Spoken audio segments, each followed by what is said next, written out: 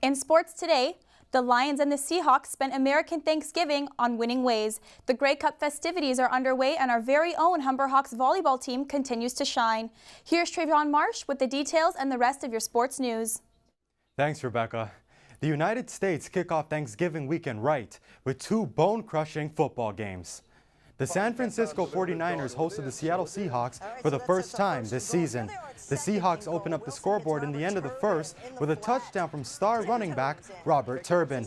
Heading into the second, the Seahawks take full control of the game when Russell Wilson sends a beautiful pass to Tony Moaki to put them up 13-0. The Seahawks stay in full control for the remainder of the game, flying to victory, making this their second straight win.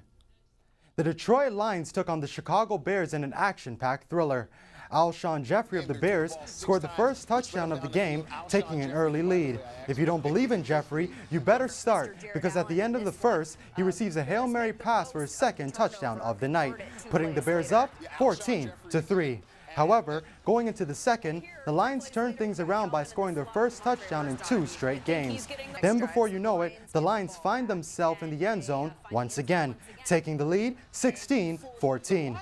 Heading into the second half, we find out that sometimes life just isn't fair, as Calvin Johnson scores a beautiful touchdown, making it look easy, smooth as silk. The Lions score once again, pushing their way to victory. The final score, 34-17. The 102nd Grey Cup is set to take place this Sunday in Vancouver. The Hamilton Tiger Cats take on the Calgary Stampeders. The event is struggling to sell seats, and the game is set to feature sizzling hot performers, Imagine Dragons, and many more. Kickoff is at 6 p.m. Eastern Time. Here at Humber, our men's volleyball team won last night, and one of our players stole the spotlight. The Hawks were favored to win against Conestoga, who's second last in the West Division. Humber came out on top with a 3-1 victory. Conestoga couldn't handle the new all-time point scorer, Terrell Bramwell. Bramwell went into last night's game with 16 points behind the record. He finished the night with 22 points, putting him at more than 1,000 points so far in his career. The Hawks play again at home on Sunday against Niagara. Well, we all know by now that it's Black Friday. Let's find out from Ainsley Smith whether it'll be a bleak Friday as well.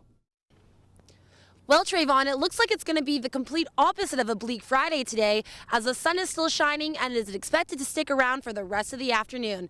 As for the rest of the weekend, Old Man Winter is going to switch it up again, so make sure to dress accordingly. Let's take a look at your 3-day forecast. Today we're going to see scattered clouds throughout the day with a high of -2. Then later on this evening it's going to drop down to a low of -3. But as the weekend rolls around, temperatures are going to be much more enjoyable, as on Saturday we are going to feel a high of 4 throughout the day and then a low of -4 at night.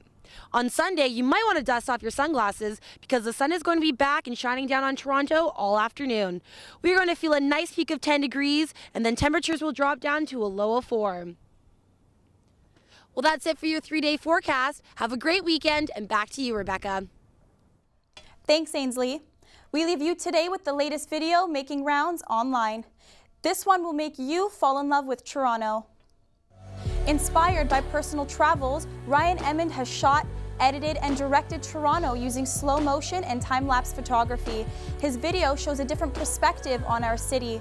He captures all of Toronto's intimate moments and shows how the city transforms, breathes, and grows each day.